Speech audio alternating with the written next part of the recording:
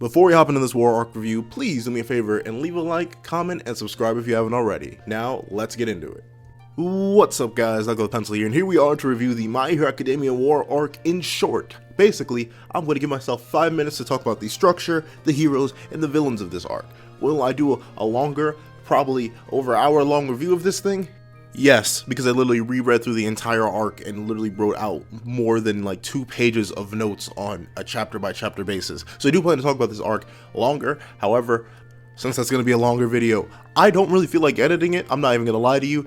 So that'll be a much more relaxed video in compared to what I'm going to try and do here. So let's talk about it, starting with the structure. So the structure of this arc is a mess. I thought it was better than before I reread it, which is usually the opposite of what happens. Usually when I reread something, I can understand the structure better, and while I do 100% understand the structure that Horikoshi was going for here, it's kind of poop. I'm not even gonna lie, because the thing about this structure is I know what Horikoshi was trying to do. He was trying to do a high-paced, high-intensity arc where you're leaping from place to place to place to place to place, constantly leaping, getting new information, learning stuff. However, even on a reread, the chapters don't flow well. As in, he'll never really properly finish an event before hopping somewhere else. And for like big specific examples of this, right as we get into the big Nomu fight, Maruko versus the Nomus, what happens? We leap away to something completely different. We hop over to the other line that has Midnight and the students there, and then we hop somewhere else immediately afterwards. We hop to Hawkson twice, and then we hop away from that. It's the constant thing where the only real event that ever truly gets done is like twice as death, kind of. Like we get through a good chunk of that before leaping away. And while it's good one solid event, if your arc is going like that, it's not doing good. And even Twice v Hawks gets cut away from for no reason. Like the thing is, when you're trying to do something like this, at least from my perspective. Now, no, once again, not a professional writer, not a professional paid writer, so I may be 100% wrong. However, what I view is, if you're trying to make something high intensity, if you're trying to fill it with moment-to-moment action, you finish a moment when you're doing it. You don't constantly leap to different things because it just confuses your reader. Me, as I'm reading and taking notes chapter by chapter and forgetting things that's happening in the arc.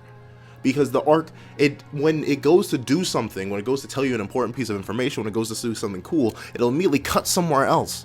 And that's not how you do that. Because if you leave these constant incomplete moments and you try to piece them together, then it just gets, once again, it just gets mad confusing to read. Because you're looking all around like, where's this line of consistently? Where's this through line that I'm supposed to be looking for? And you literally can't find it in this arc. And that's like the first half of the arc, where everyone's split up and isolated, and there are like 3 different fronts, because you have the main one at the hospital, then you have another one somewhere else, then you have the back line. So you have these 3 main different fronts, and one by one they start to converge. And I understand what that was going for. It was supposed to be like, you know, this big climactic, you fuel in, converge all in this one spot for your war. However, once we get to converge on one spot, you think the structure would get better because it's less mess for Horikoshi to handle, leaping from here, there, and everywhere. However, it gets even worse because the Horikoshi, in an attempt to keep up the big surprise, the big lead everywhere, anywhere, everywhere, he fails to do that because he starts trying to do the surprise too much. So what I mean by this, we get Shigaraki versus everybody. That is my favorite part of the arc, because it just shows how much of a monster Shigaraki has become, and it's really, really solid. It's everyone working together against Shigaraki. However, the moment Dabi shows up, I think the arc falls apart, because Dabi, in the middle of a much more interesting scenario, you know, Shigaraki being almost dead and the heroes having an upper hand, he drops down, does this entire big dumb speech when the first priority is, oh no, Gigantomachia is here, oh no, Shigaraki's still alive, oh no, who cares about this random scab man? And then that happens, and then that isn't even focused on long enough to really have any weight to it after like the first 2 chapters, and then we leap over to this other random stuff where Gigantomachia starts to go crazy, and then Best Janus comes out of nowhere, and then on top of that, Mr. Compress has his big apparent reveal, and it's just, the arc structure just completely breaks down because Horikoshi tried to do too much. If the one thing I had to say, my main problem with this arc is that Horikoshi is doing way too much. He needed to calm down.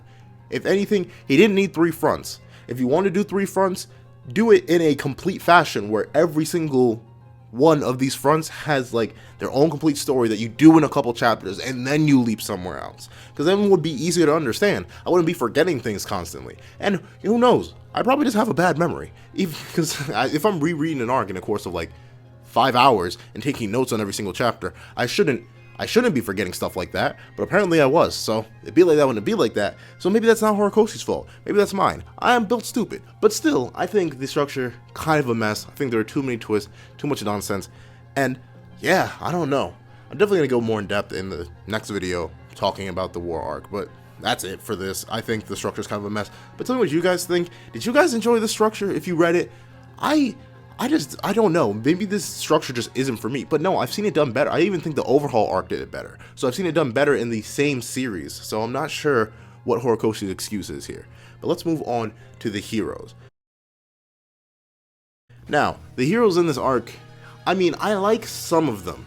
Like, I think Maruko, whatever. You flip back and forth, I flip back and forth between them. The thing, she did good. Sure, she was literally just a stopgap measure, but I understand. I'll take what I can get of female heroes or female characters in My Hero Academia being anything close to competent. And she figures out the Nomu's weakness. Doesn't tell anybody though, as far as I know. Does she tell Endeavor that, hey yo, if you hit him in the head really, really hard, they're gonna die? I don't know. But she figures out the Nomu's weakness. She has that whole arc of fighting the Nomus, her own little mini arc within the arc where she takes all the Nomus down. Great. Probably not. I mean, she's close to MVP, but really, considering that she didn't even break Tomura out, like I thought it was, like before I reread the arc, I thought, oh, Maruko is the one who stopped Tomura from getting any more progressed into his evolution. No, she just cracked his tube. It was President Mike who came in later. So really, she cleared the way, quote unquote, but that's about it. She cleared the way, and that's fine enough. I'll take what I can get. Endeavor smacked throughout this entire arc. He was out here slaying Nomus. He 1v1 Shigaraki. Shout outs to Endeavor. My man 1v1 all for Shigaraki. All for one fuel Shigaraki and didn't die immediately. Shout outs to Endeavor. And my man got emotionally broken by Dabi. As stupid as I think the Dabi reveal's timing was, I'm fine with how Endeavor reacted. Do I wish it was a bit more like impactful rather than him just sitting there and like losing faith? No. I mean, yes, actually, I wish it was more impactful, but I understand why it wasn't. Like, it was supposed to be a very muted moment where Endeavor is, like, going through trauma and stuff like that. So that's fine. So, it's okay. So, I'm fine with Endeavor's reaction to that. Moving on to the next hero. Shoutouts to Ryukyu. She was saving a bunch of people and was stalling Shigaraki. Once again, it's just stalling, but hey, I'll take what I can get. Female characters in My Hero Academia, they don't really do much anyway. They really don't even stall sometimes, so I'll take what I can get. Midnight. Her death, I'm still indifferent. I know a lot of people don't like my opinion on me being indifferent, but even after rereading the arc, after seeing the foreshadowing, which would literally just be her, you know, getting lines and stuff like that, like more lines than she's ever had in the entire series before, I mean, this will still make me like her character. And now while I can see where and why she died, why wait so long to confirm that? Like, it would have, the reason I think that death lacks so much impact is because it's such a referential thing. Like, to this day, I will never forget the feeling of being mad confused when Midnight was on the confirmed death list, because I literally just didn't remember when it happened. But that just, it fails because of the structure of the arc, which I already complained about. But still, whatever, died. If you felt bad, great, I'm glad it worked for you. I always say that. I'm glad something emotionally hit for you, because a lot of things emotionally hit for me that won't hit for other people. However, I'm here to tell y'all my thoughts, my opinions. If you wanted a different opinion, or you can have your own opinion, that's perfectly fine. I'm here to tell you mine. And to move on from Midnight, I think, see, I was starting to like Midoriya. When Midoriya started becoming a monster, I was losing my mind. I'm like, yeah, baby, we're gonna get some character development. Mainly in the sense that when he, like, fully consumed himself as the role of One for All and was declaring to Shigaraki, ayo bro, I'm about to crush your dreams in my hand. Your dream cannot be allowed to persist. When Midoriya was spitting facts, talking real stuff, that, you know, Shigaraki's whole dream of wanting to destroy everything could not be allowed to persist, I was like, yeah, Midoriya, now deck his face. And of course, he did deck his face on occasion and held him back. So that was great, that was great, that was great. However, and I even love when Midoriya opens up saying he's so blessed because he has all his friends, he has his quirk, everything's going great. He just kicks me in the teeth though, when towards the back end of the arc, he's like, oh, Shigaraki, you look like you needed to be saved. I was like, Midoriya, I was just about to put you, like, a little bit higher than okay. but now you're reverting back to your okay status, bro. You did it so quickly. And of course, I have problems with him being stupid and like breaking down his body and not just luring Shigaraki away to an even further place that was more safe. But hey, it's neither here nor there. It's Midoriya. I don't expect Midoriya to be that smart anymore, which is sad because I thought Midoriya was going to be a smart main character. But that's another complaint for another time. Bakugo, I know a lot of people like Bakugo a lot in this arc. I think he was kind of just there as a meat shield. He wasn't, and that's my main issue with the rest of the heroes, honestly. They don't really have moments. They're just meant to be meat shields, except for Aizawa. Aizawa went dumb in this arc. He went nuts, and I love it. This is peak Aizawa for me in all of My Hero Academia.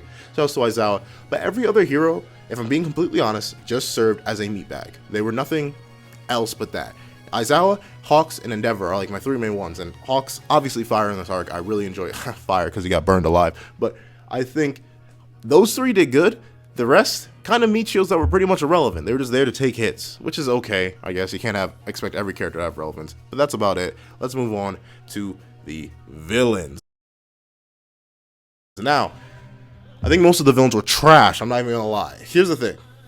Redestro, I really like Redestro as a concept, but since this isn't his story anymore, he's just like background, he's a mook now. Like, he got bodied by Tokoyami instantaneously, and he got off-screen by Edshot. That's it. So, Redestro kinda sucks. Skeptic, not gonna lie, I keep forgetting his name is Skeptic. I kept forgetting this man's name. He just looks like a Gorillaz character, and I mean, that's fine, but once again, all he did was do the Dobby thing, I guess, which is fine and all, but don't really care.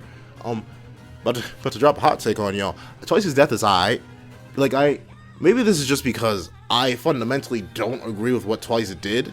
Like, if Hawks was like what the fandom tends to portray him as, like this heartless killer who just instantly killed Twice because Twice was a big bad villain guy, then I would be like, oh man, I do feel kind of bad for Twice. But no, especially upon rereading it, my views on Hawks are just fully reconfirmed. Twice was an idiot. Like, Hawks was giving him multiple chances. He kept telling him, hey, yo, bro, surrender. Hey, yo, bro, surrender. I will try to help you out myself. Bro, relax. Stop this. I don't want to have to kill you. But no, Twice is like, you don't understand me. Me and my friends, we just want to do what we want. And you heroes don't like that. Because you involve killing people. Like, all you heroes want to do is kill a whole bunch of innocent people who did nothing wrong to you. That's the thing. I find myself hard to sympathize with the villains outside of, like, Shigaraki and parts of Dobby. But I don't agree with Twice because he just likes to kill people. I don't agree with Compress because he just kills people. I don't agree with Toga because she just kills people. The only reason I even give Shigaraki sort of a pass is because he fully knows he's wrong. That's something that Shigaraki admits from day one. The man doesn't necessarily have morals, and that's what makes him interesting. However, it's a conscious admission of that and the fact that he wants to destroy things that makes me like Shigaraki a lot. But considering that the only characters that I'll give, like, society did this to me is Spinner and Shigaraki and kind of Dobby. But even then, I don't like Dobby in this arc because he not necessarily became, because Dobby was never necessarily a threatening villain, but he became a whiner. And what I mean by that is, like, he became a character that was begging for, like, sympathy. He was like, come on, you gotta feel bad for me, right? Endeavor was so mean to me, blah, blah, blah, blah, blah. But now that I have the new context of Dobby's raising up, I don't even see how Endeavor was mean to him. I'm going to need more backstory on that before I find Dobby credible at all. Because if Endeavor is telling the truth in his mind, which I'm assuming he is, Dobby wasn't even abused. He wasn't even the abused one. And by the time that Shoto, the one that was actually legitimately abused, came around, it looks like Dobby was dead. So, I don't know. I need more context. I need more aiding. Right now, I think just Dobby is down bad right now. I think Toga's down bad right now because I don't feel bad for Toga. She wants to kill people. Is that wrong? Is that, like, I know a lot of people are Toga stans out there. Yo, y'all Toga stans, drop your arguments for Toga in the comment section because I'm just kind of shook. I don't see what the appeal is. She just kills people.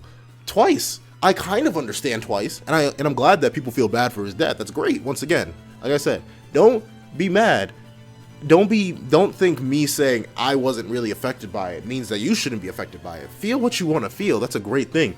I just don't agree with Twice because I think he, in his own circumstances, got himself killed. Like, if he had surrendered, I doubt Hawks was lying to him. He was probably just going to put him in jail, maybe get him some help, like he needed. Rather than the League just perpetuating this endless cycle of Twice being used as a tool, which is what he was. Look at Dobby's reaction to Twice's death. He was just, Dobby tried to kill Twice himself.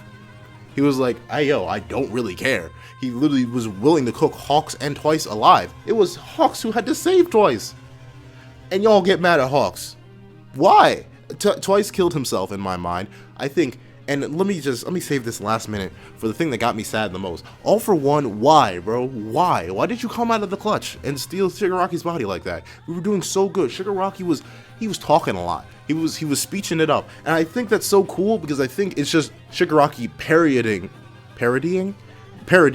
the entire hero mindset where big speeches and all that stuff.